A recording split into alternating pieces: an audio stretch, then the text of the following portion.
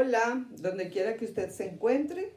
Estamos aquí para llevar a cabo la consideración bíblico-escatológica número 115, es decir, la 115. Bueno, Dios, en el nombre de nuestro Señor Jesucristo, te damos gracias por tus bendiciones, por tus cuidados y por todo lo que nos has estado ayudando siempre para realizar todas estas consideraciones bíblico-escatológicas, ya más de 350.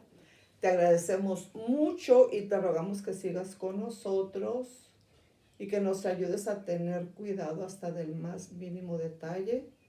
Queremos hacer las cosas excelentes porque tú eres un Dios excelente y tú mereces que así te sirvamos de la mejor manera.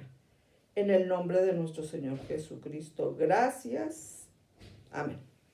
Bueno, miren, cuando nosotros estábamos llevando a cabo la consideración bíblico-escatológica número 100,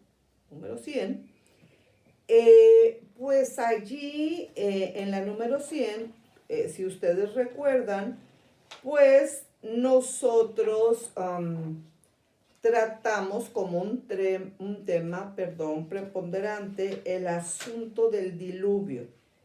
¿Okay?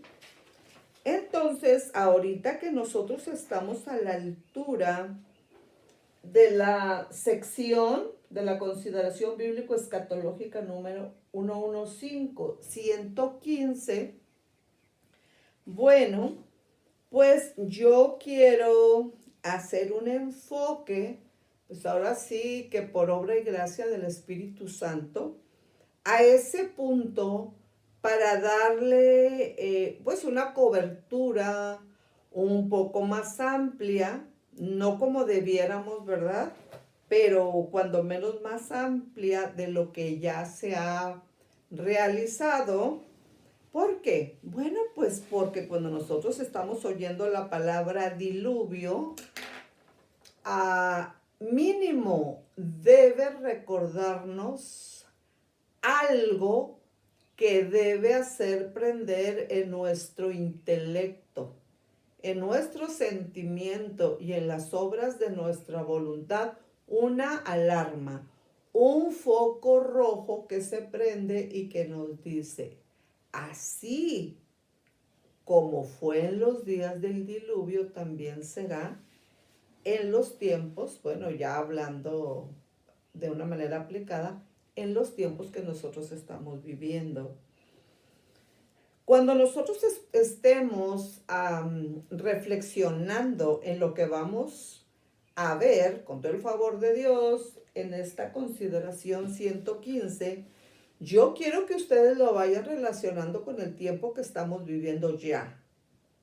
Porque la Biblia es clara en decir que el diluvio es un ejemplo que nos habla de lo que viene, pues, de una manera más rápida de lo que nosotros podemos imaginar. Entonces, creo yo que este asunto del diluvio vale la pena y merece que nosotros lo consideremos, pues, con la seriedad que requiere. ¿Qué? Pues el asunto del diluvio. Entonces, como les digo, a la altura de esta consideración bíblico-escatológica, vamos a hacer un enriquecimiento con todo el favor de Dios. Perdón, aquí ando haciendo unos movimientillos de última hora para que nosotros reflexionemos que así como sucedió la catástrofe universal del diluvio, se acerca otra, pero que es todavía más catastrófica que la del diluvio. Esa es la verdad. ¿Por qué digo eso? Bueno, porque cuando nosotros hablamos de la gran tribulación, la segunda parte de la semana 70, en el original griego sería megatilipsis, yo lo he dicho ya y lo vuelvo a decir ahora. Nunca el hombre ha experimentado, nunca el hombre ha vivido, nunca ha visto algo como lo que se acerca en la segunda parte de la semana 70. Todavía no hemos entrado a la semana 70, pero se aproxima más rápido de lo que nosotros podemos imaginar. Así que será aún más difícil de lo que estamos ahorita por ver aquí a la altura de lo relativo al diluvio. Entonces, permítanme internarme un poco más allá de lo que ya hemos llegado en este asunto del diluvio. Y entonces yo debo decir que quiero recomendar a ustedes esta revista. Es una revista que se llama, miren, se las voy a mostrar, Las Buenas Noticias. Es una revista, su nombre es Las Buenas Noticias, creo que sí se ve, revista de comprensión bíblica, y corresponde a los meses de noviembre y diciembre del año 2003, ¿ok? Y entonces el tema preponderante, pues en este número de esta revista de comprensión bíblica es una pregunta, es una interrogante, y dice: ¿podemos creer en la profecía bíblica? Y la respuesta es sí, claro que sí, podemos y debemos. Entonces aquí, precisamente en la página 4, cuando ustedes ven el contenido, pues ahí de entrada, bueno, yo debo decir que en esta revista correspondiente al mes de noviembre-diciembre del 2003, pues corresponde al volumen 8, al número 6. Y entonces, bueno, yo debo decir que Las Buenas Noticias es una publicación bimestral de la Iglesia de Dios Unida, una asociación internacional, P.O. Box 541.027, Cincinnati, Ohio, ¿ok?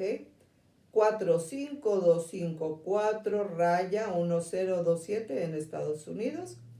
Y entonces, para la edición en inglés, pues el director es Scott Ashley, SCOTT espacio ASHLEY. El director de arte, pues es Shaun espacio VENISH, Shaun Benish. Y para la edición en español, el director general es Leon Walker, Leon WALKER, y el director es Donald Walls. Donald, como se escucha, espacio WALLS. Bueno, ya vienen pues el cuerpo editorial, etcétera, etcétera. Pero en cuanto a los créditos, perdón, que claro que sí, que debemos dar por las normas del copyright, pues esos datos son suficientes porque yo los estoy remitiendo a la fuente. Entonces, yo quiero que a la altura de la consideración bíblico-escatológica, número 115, nosotros nos sumerjamos en este asunto tan importante con respecto al diluvio. Otra vez, yo los invito para que mientras nosotros estamos viendo una información de calidad, porque esta es una revista pues de una calidad excelente, y bueno, yo quiero que meditemos qué es lo que viene ahora y que está a las puertas.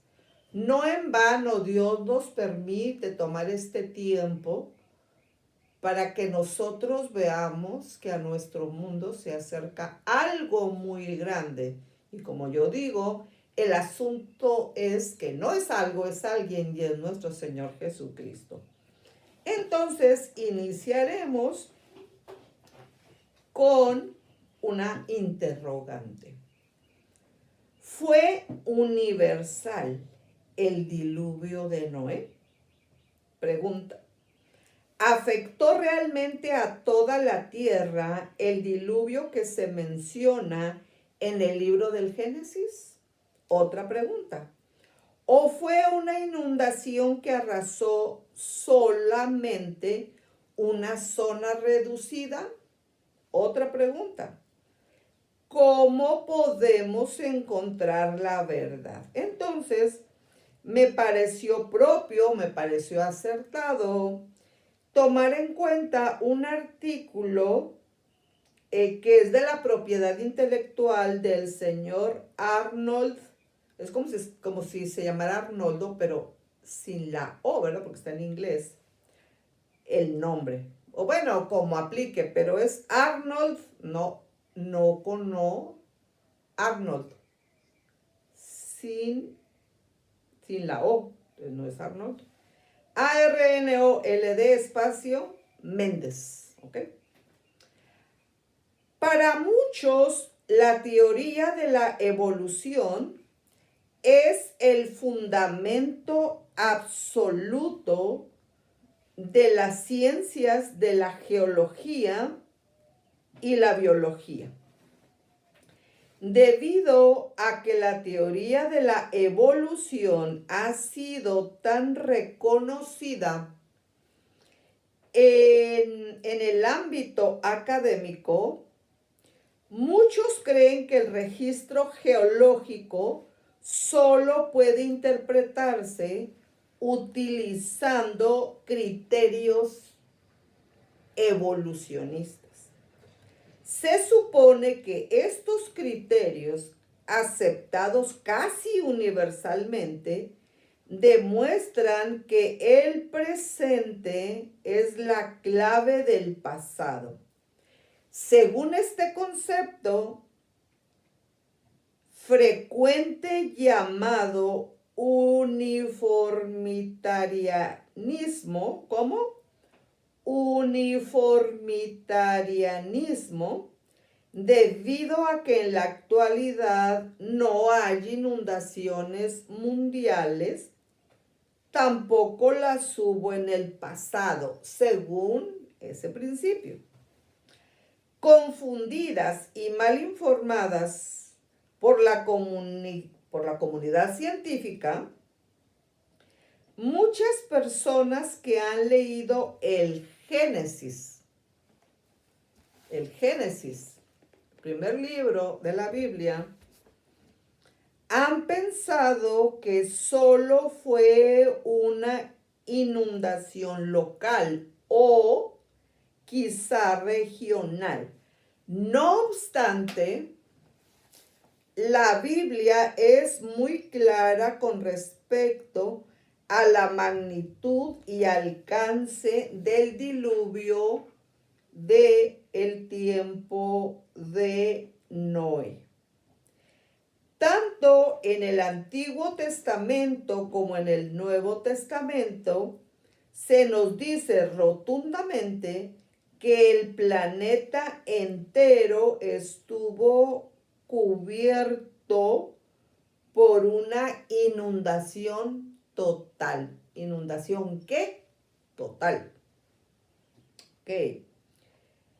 Para una mayor información relacionada con las falacias, con las mentiras, con los errores de la teoría de la evolución, aquí Arnold Méndez nos está sugiriendo que no dejemos de solicitar el folleto que manejan ellos y que es gratuito, ¿verdad? Y bueno, ese artículo, ese trabajo, ese análisis, tiene como título una interrogante, y la interrogante es: ¿existe Dios?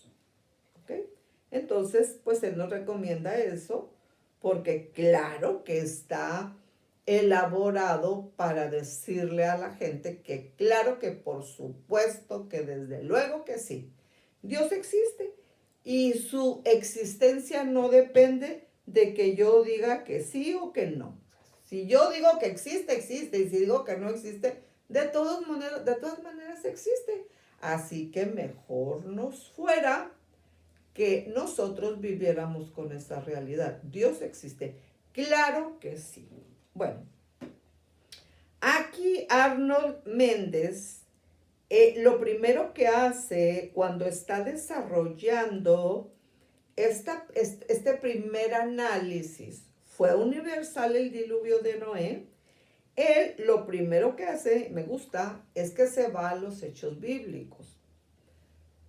Y pregunta él, Arnold Méndez, ¿cuánto tiempo duró el diluvio? Hace una pregunta, con eso se introduce ya al corazón del análisis, ¿verdad? Que estamos citando. Y él dice que muchos creen que solo duró los 40 días y las 40 noches que estuvo lloviendo, ¿ok? Seguidos luego por un corto periodo de evaporación, después de lo cual la tierra estaba lista para Noé y los animales.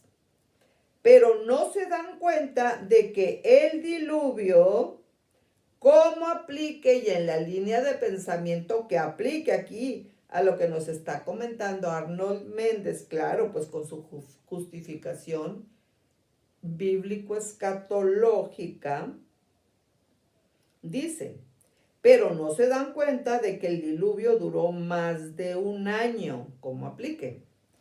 Génesis, él cita Génesis 7:11, Génesis 8 del 13 al 14. Durante ese tiempo, todo el planeta estuvo cubierto de agua por 5 meses. En el relato claramente se nos dice que, según Génesis 7:4 y según Génesis capítulo 8, versículos 3 al 4, se nos dice a través de la palabra de Dios que prevalecieron las aguas sobre la tierra 150 días. Pregunta, ¿cuánto subió el agua y cuánto, después de respondernos, cuánto subió el agua y cuánto se esparció? ¿Cuánto se esparció? En la Biblia se registra que las aguas subieron 15 codos más arriba de los montes de todo el mundo. Y estamos hablando de Génesis capítulo 7, versículos 19 al 20. Lo que equivale entre 7 y 9 metros, ¿ok? Dependiendo de la medida del codo que se utilice. Aún suponiendo que quizá las montañas antediluvianas no fueran tan altas como algunas de ahora, esto representa una inmensa cantidad de agua. Aquí podríamos consultar Salmos 104, ¿okay?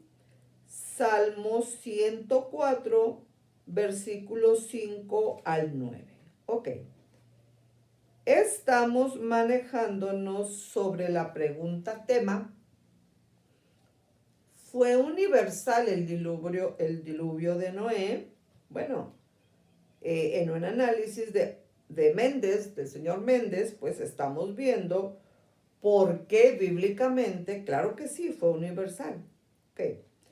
Otro indicio de la magnitud de las fuerzas presentes en este suceso puede ser entendido cuando leemos que Dios dijo, voy a destruir a la gente junto con la tierra.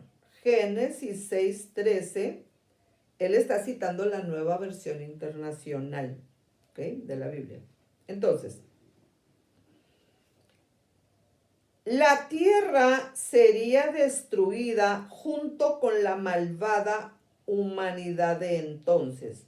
Esto bien podría implicar una reforma total de la topografía del planeta.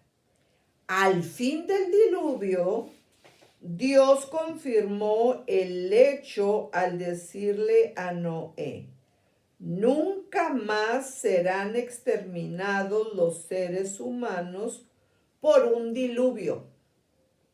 ¿Ok?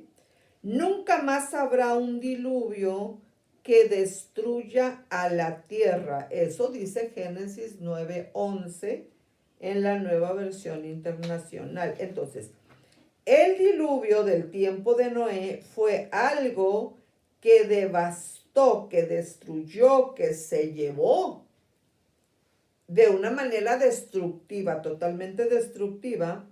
Devastó completamente la superficie del globo terráqueo, de todo el planeta.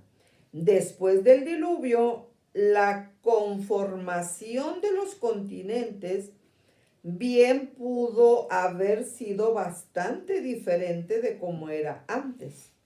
Algunos mantos geológicos más recientes son testigos mudos del poder destructivo de semejante inundación.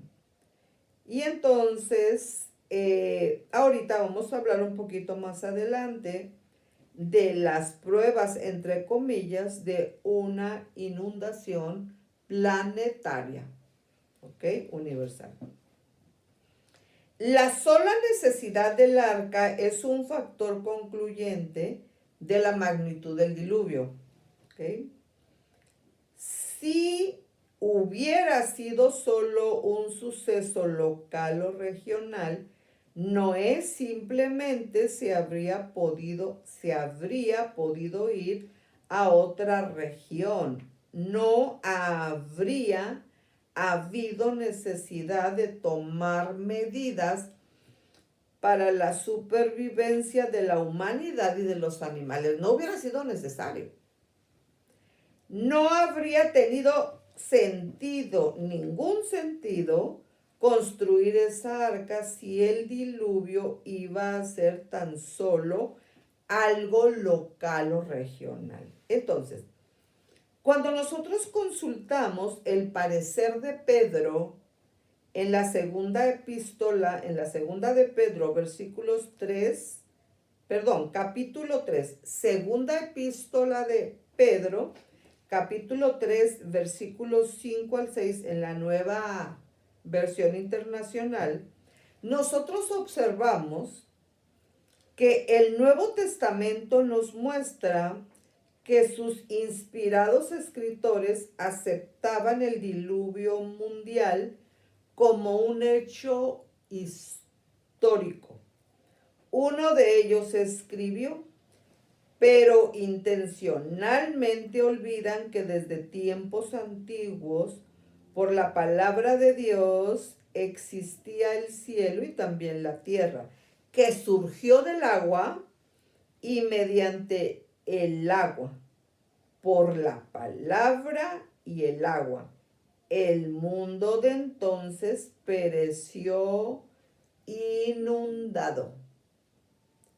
Segunda de Pedro, capítulo 3, versículos 5 al 6. Por la palabra y el agua, el mundo de entonces pereció inundado. Estamos hablando de una catástrofe planetaria, porque estamos desarrollando el tema que se titula ¿Fue universal el diluvio de Noé? A manera de interrogante. Bueno, pues sí, claro que sí. Sí fue universal. Entonces, en este pasaje el apóstol Pedro confirma la realidad de una inundación nada más y nada menos que universal. Resulta interesante su comentario de que ya en ese entonces algunas personas voluntariamente se habían olvidado de esa patente verdad, de esa patente verdad. ¿Cómo no había de presentarse la misma situación en nuestro incrédulo mundo? El contexto general de Segunda de Pedro en el capítulo 3 es un testimonio de la universalidad del diluvio. En este capítulo profético, Pedro también habla de la segunda venida de nuestro Señor Jesucristo, un suceso de importancia y alcance mundiales, planetarios, ¿ok? Y estamos hablando, en este caso, de Mateo capítulo 24, versículos 30 hasta el 32. Y un futuro desastre general que envolverá a la tierra en llamas, más pronto de lo que nosotros podemos imaginar. Estamos hablando de cosas mayores. Fíjense que yo, no tengo, ¿verdad? Porque ella está en el cielo. Una hermanita de mi mamá, ya ven que pues en tiempos, ¿verdad? Un poquito lejanos, se usaba mucho que en las casas, sobre todo pues en los lugares así apartaditos, ¿verdad? Como un rancho. Se usaba que había como brasas, ¿verdad? Ponían leña, tal, pero el fuego quedaba pues accesible porque era donde se hacían las tortillas, ¿verdad? A mí me tocó ver todavía, pues allá en Monterrey, cómo mis hermanas hacían tortillas así, en las brasas, así en la lumbre. A mí nunca me tocó hacer, fíjense, pero sí sé hacer. Bueno, digo esto porque mi mamá nos dice, ¿verdad? Nos relata que estaba muy pequeñita su hermana, pues ella también estaba pequeñita, y dice que cuando ella quiso tomar un piloncillo, ¿verdad? Que es dulce, de la parte de arribita, de donde estaban, pues el fuego, su vestidito, cuando ella se acercó, pues obviamente, para estirar su manita y tomar el piloncillo dulce, el fuego tomó su vestidito, ¿verdad? Y ella en su temor, pues su abuelita por allá que está, no se dio cuenta inmediatamente. Entonces la niña corrió y ustedes saben que pues el oxígeno, ¿verdad? Tiene ahí un efecto que acelera. Bueno, pues en pocas palabras, la que hubiera sido mi tía murió quemada. O sea, qué terrible. O sea, qué terrible eso, ¿verdad? Que pasa en una niña, en cualquier persona. Pero imagínense lo que estamos diciendo aquí. Qué tremendo. Es evidente que la palabra de Dios está hablando de un futuro desastre universal, general, que envolverá a la tierra en llamas. Por eso un programa de esta naturaleza es preponderante porque nos está diciendo, he aquí el tiempo de la salvación. Dios nos salva desde ya para que aún mientras estamos de este lado del cielo, nosotros podamos vivir la vida que nuestro Señor Jesucristo nos ofrece. Por ello murió por nosotros y que además nosotros entremos a la vida eterna. Estamos hablando de cosas eternas sumamente importantes. Entonces, otra vez, la palabra de Dios, Mateo 24, 30 al 32, nos habla de un futuro desastre general planetario que envolverá a la Tierra en llamas. ¿Está usted ya listo para enfrentar la eternidad? ¿Ok? Estoy hablando con respecto al inminente arrebatamiento y con respecto a la posibilidad de que como siempre es mortales, pues claro que sí, ¿por qué no? ¿Por qué no decir que podríamos morir en este segundo? ¿Estamos listos? Es evidente que la perspectiva de Pedro aquí es mundial. Esta no es una perspectiva local ni tampoco es una perspectiva regional.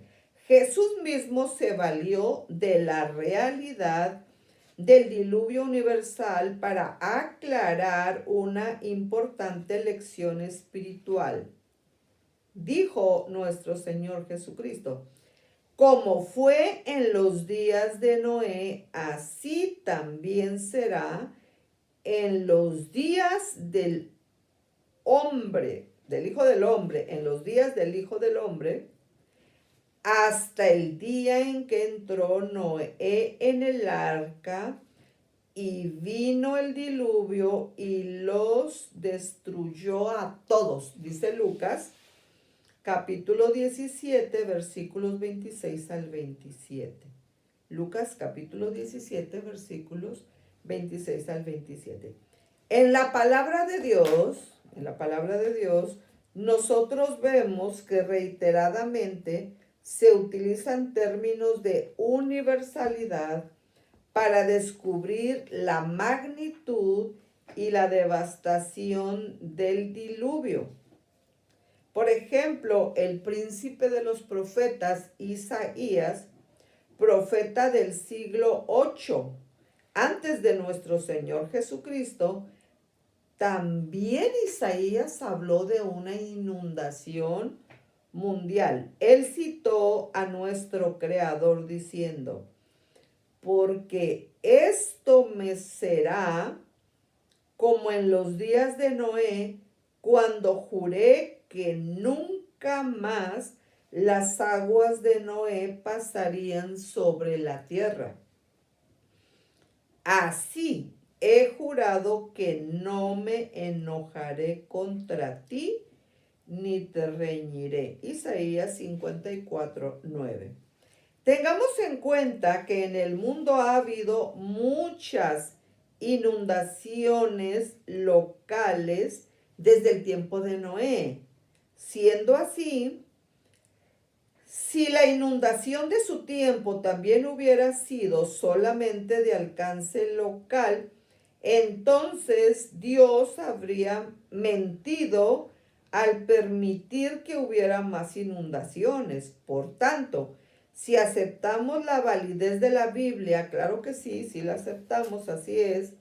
Si aceptamos la validez de la Biblia y las promesas de Dios, entonces tenemos que llegar a la conclusión de que el diluvio del tiempo de Noé fue una inundación mundial como nunca la ha habido, ni la habrá jamás, tal como Dios lo prometió.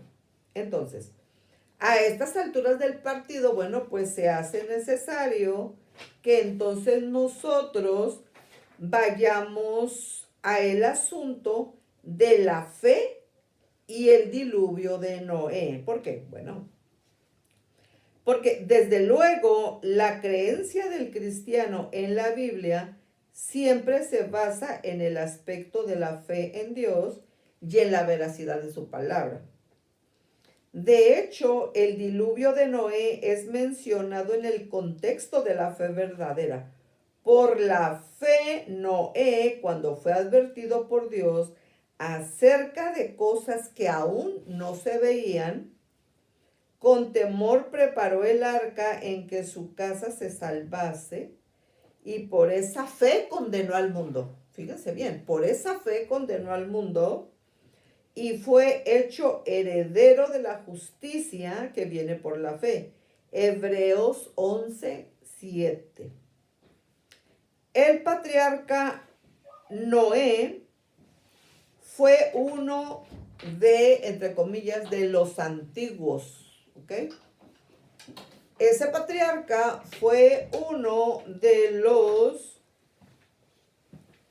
los antiguos que alcanzaron buen testimonio por su fe y su fidelidad a Dios. Y estamos hablando aquí pues del versículo 2, ¿verdad? Como corresponda, como aplique.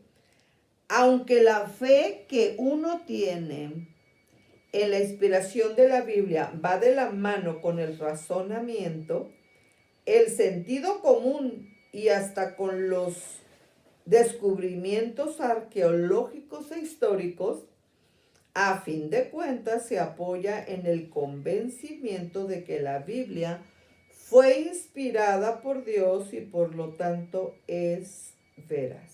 Fíjense que esto hace sentido. Aunque la fe que uno tiene en la inspiración, de la Biblia va de la mano con el razonamiento, con el sentido común y hasta con los descubrimientos arqueológicos e históricos, a fin de cuentas se apoya en el convencimiento de que la Biblia fue inspirada, claro que sí, de que la Biblia fue inspirada por Dios y por lo tanto es veraz. Sea Dios veraz y todo hombre mentiroso. Es pues la fe, la certeza de lo que se espera, la convicción de lo que no se ve. Porque lo que ya se ve, entonces ¿para qué lo vamos a esperar si ya lo estamos viendo? Es pues la fe, la certeza de lo que se espera, la convicción de lo que no se ve. Y aquí estamos haciendo referencia pues al versículo 1 en el contexto de lo que estamos manejando en estas ideas. Sin fe no tenemos esperanza, como se nos dice en el versículo 6, otra vez como aplique, en el contexto donde estamos ubicados. En realidad, sin fe es imposible agradar a Dios, ya que cualquiera que se acerca a Dios tiene que creer que Él existe y que recompensa a quienes lo buscan, ¿ok? Estamos hablando, claro que sí, de unas citas bíblicas que han sido extraídas de la Nueva Versión Internacional. Bueno, miren. Este análisis tiene que ver con la respuesta a la pregunta, ¿fue universal el diluvio de Noé? Pues claro que sí, fue universal. Pero aquí yo quiero que nos detengamos un poquito más con respecto a ese asunto. ¿Fue universal el diluvio de Noé? En primer lugar, yo quiero que pongamos atención en las pruebas de una inundación universal. Cada día se acumulan más pruebas de que ciertamente hubo una inundación mundial hace varios miles de años. Uno de los 10 descubrimientos científicos más fabulosos de los últimos años fue hecho por unos oceanógrafos en el Golfo de México, ¿ok? En el Golfo de México, que estaban llevando a cabo una investigación rutinaria de coral y sedimentos en el lecho marino. En este caso, cuando estamos hablando de las naves, de las 2 naves oceanográficas, habían sacado del fondo del Golfo de México varias largas y delgadas muestras de sedimento en las cuales había caparazones fósiles de foraminíferos, que es un tipo de plancton unicelular. El plancton es como un tipo de alga, y tiene que ver, recuerden, con la cadena alimenticia que se aplica pues a los océanos. Entonces, las 2 naves oceanográficas habían sacado del fondo del Golfo de México varias y largas, delgadas muestras de sedimento, ¿ok? Sacaron varias largas y delgadas muestras de sedimento en las cuales había caparazones fósiles de foraminíferos, un tipo de plancton unicelular. Mientras viven, estos organismos encierran dentro de sus caparazones un registro químico de la temperatura y salinidad del agua. Cuando se reproducen, los caparazones se desprenden y caen al fondo. Entonces, un corte transversal de esa parte del lecho marino muestra un registro climático de los oceanógrafos, un registro climático que los oceanógrafos dicen que se remonta a más de 100 millones de años. ¿Okay? Las muestras fueron analizadas 2 veces por César Emiliani de la Universidad de Miami y por James Kennett de la Universidad de Rhode Island y Nicholas Schack de la Universidad de Cambridge. Ambos análisis revelaron una dramática disminución en la salinidad del agua, lo que proporciona una convincente prueba de que hace miles de años hubo un gran derramamiento de agua dulce en el Golfo de México. César Emiliani explica los resultados. Una gran cantidad de agua proveniente de hielo descongelado fue lanzada dentro del Golfo de México. Sabemos esto porque las proporciones de oxígeno isotópico de los caparazones de los foraminíferos muestran un marcado descenso temporal en la salinidad de las aguas del Golfo de México.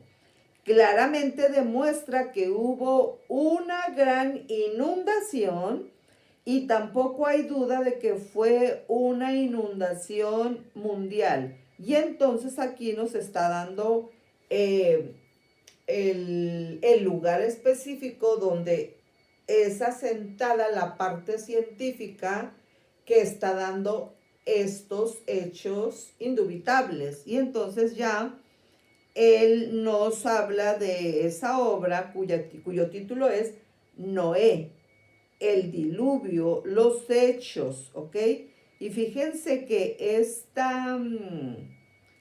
esta contundente prueba de una inundación universal, a saber, el diluvio, fue publicada en la revista de selecciones, pues se escribe READER_S_DIGEST.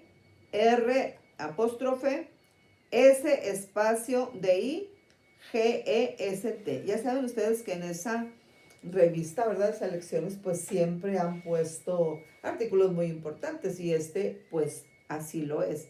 Entonces, en esta revista fue en inglés, que se publicó en septiembre de 1977. Así que yo sé que hay muchas personas que tienen colección, ¿verdad? La colección de selecciones. Y bueno, pueden buscar en septiembre del año 1977, específicamente en la página 133, y aquí van a encontrar la parte científica con respecto a las pruebas de una inundación universal, muy importante. Cabe mencionar también que el método del radiocarbono empleado para calcular fechas es inexacto cuando se trata de edades mayores de 4.000 años. Así que la época de este diluvio universal bien pudo estar más cerca de los 4.300 años que es la época del diluvio bíblico, como apliquen. Otro descubrimiento reciente que podría tener relación con la inundación del Golfo de México fue el que hicieron los geólogos William Ryan y Walter Pittman acerca de la repentina inundación en la cuenca del Mar Negro hace unos 6.000 o 7.000 años, según la fecharon ellos. Ellos dicen, el agua salada se derramó por el canal que se hacía cada vez más profundo y creó una catarata 200 veces más grande que las cataratas del Niágara. Imagínense las cataratas del Niágara, pero 200 veces mayor. Estamos hablando de cosas macroscópicas como lo fue el diluvio universal y estamos hablando de las pruebas de esa inundación planetaria. Entonces,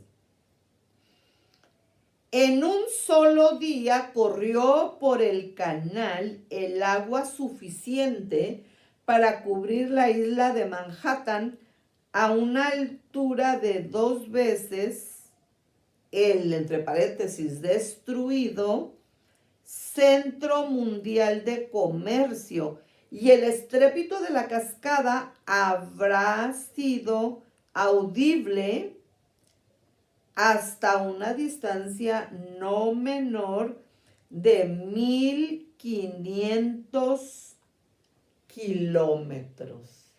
Imagínense. Entonces aquí esta prueba, hablando de las pruebas de una inundación universal, hablando específicamente del diluvio bíblico, nosotros las podemos encontrar en la revista SMITH-SONIAN, en la revista Smithsonian, y el artículo precisamente es Pruebas del Diluvio y está fechado en el mes de abril precisamente del año 2000. Otra prueba de que el diluvio de Noé fue mundial y no local son los miles de relatos que existen en todo el mundo acerca de un diluvio. El doctor Aaron Smith, historiador de la Universidad de Greensboro, Carolina del Norte, se empeñó en clasificar todos los relatos acerca del diluvio. Como resultado de años de trabajo, él ha recopilado una historia completa de la literatura acerca del arca.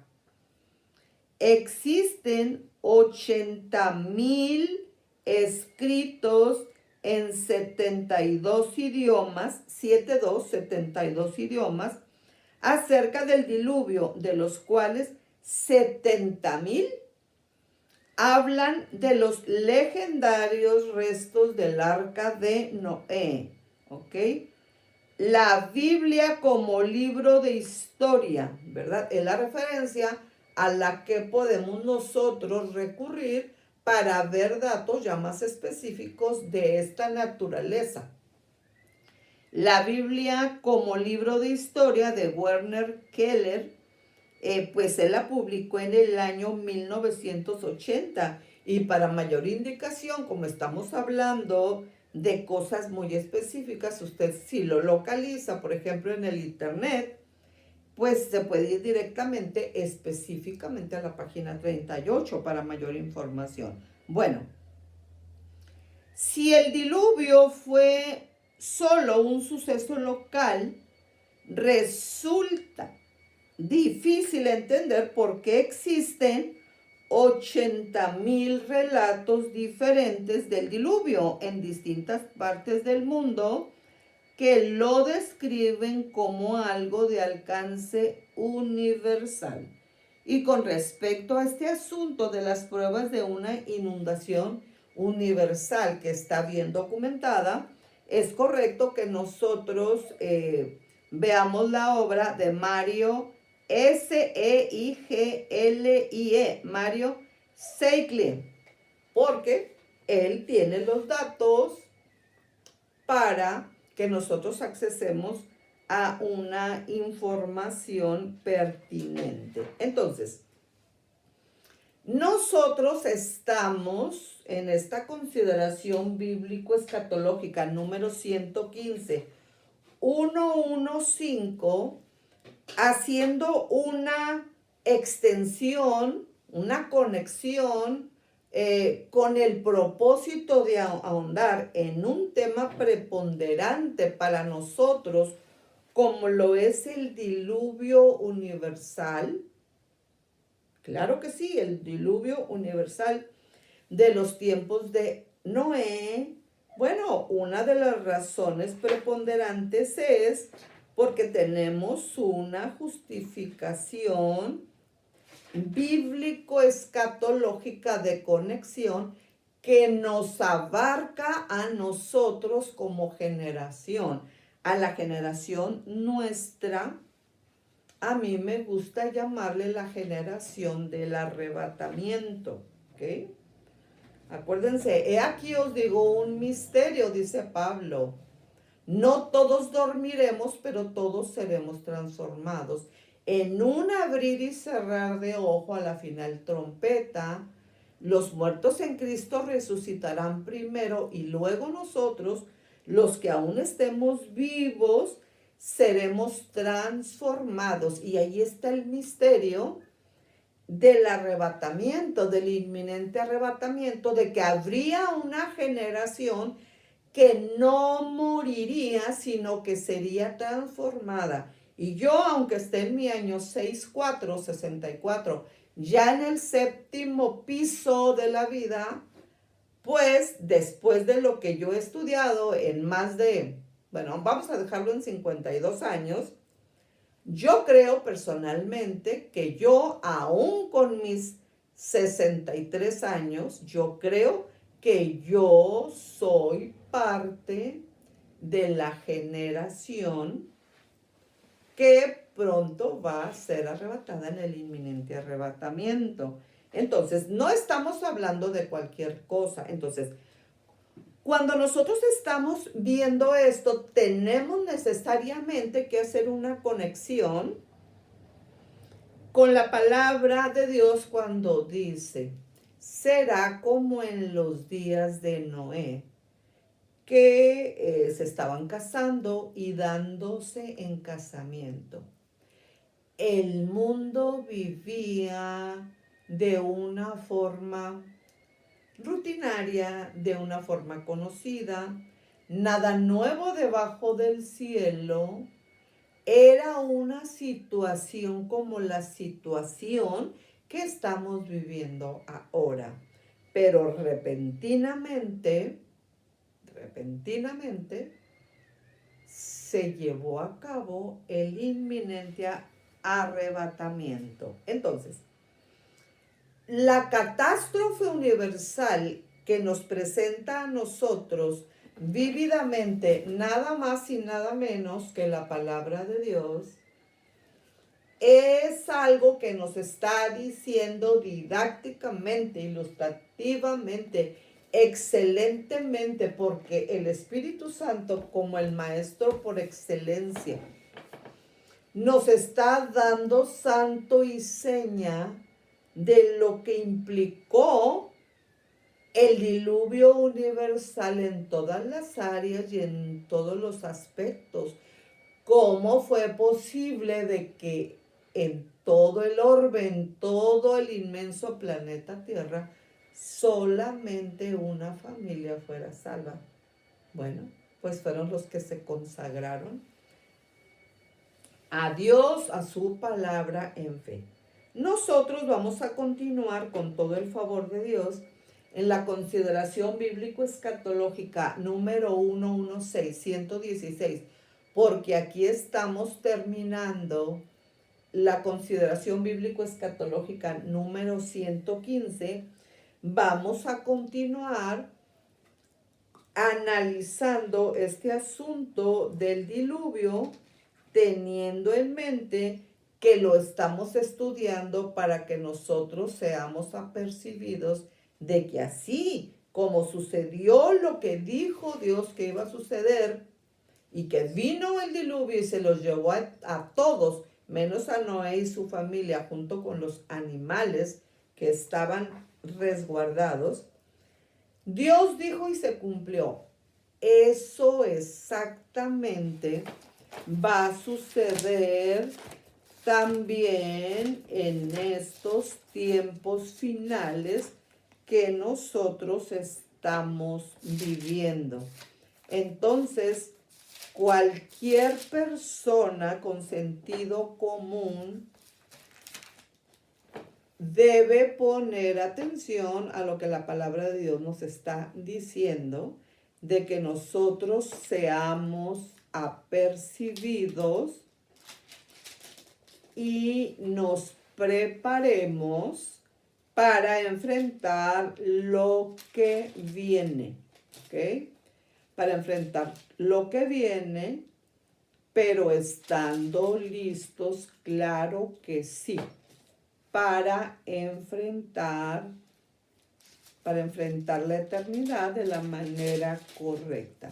Yo quiero concluir entonces esta consideración bíblico-escatológica número 115 leyendo en Segunda de Pedro capítulo 3. El día del Señor vendrá. Así como el diluvio, Dios dijo, vino, también el día del Señor vendrá. Y más pronto de lo que nos imaginamos. Amados, dice Pedro, esta es la segunda carta que os escribo, y en ambas despierto con exhortación vuestro limpio entendimiento, para que tengáis memoria de las palabras que antes han sido dichas por los santos profetas, y del mandamiento del Señor y Salvador dado por vuestros apóstoles, sabiendo primero esto, que en los postreros días vendrán burladores andando según sus propias concupiscencias, y diciendo, ¿dónde está la promesa de su advenimiento? Porque desde el día en que los padres durmieron, todas las cosas permanecen así, como desde el principio de la creación. Estos ignoran voluntariamente que en el tiempo antiguo fueron hechos por la palabra de Dios los cielos y también la tierra, que proviene del agua y por el agua subsiste. Por lo cual el mundo de entonces pereció anegado en agua. Pero los cielos y la tierra que existen ahora están reservados por la misma palabra, guardados para el fuego en el día del juicio y de la perdición de los hombres impíos. Mas, oh amados, no ignoréis esto, que para con el Señor un día es como 1000 años y 1000 años como un día. El Señor no retarda su promesa, según algunos la tienen por tardanza, sino que es paciente para con nosotros, no queriendo que ninguno perezca, sino que todos procedan al arrepentimiento. Pero el día del Señor vendrá como ladrón en la noche, en el cual los cielos pasarán con grande estruendo, y los elementos ardiendo serán deshechos, y la tierra y las obras que en ella hay serán quemadas.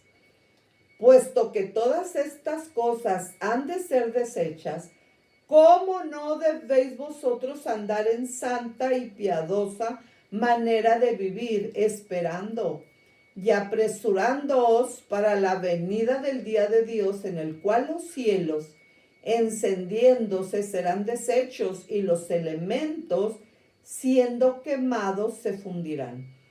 Pero nosotros esperamos, según sus promesas, cielos nuevos y tierra nueva, en los cuales mora la justicia. Por lo cual, oh amados, estando en espera de estas cosas, procurad con diligencia ser hallados por él sin mancha e irreprensibles en paz.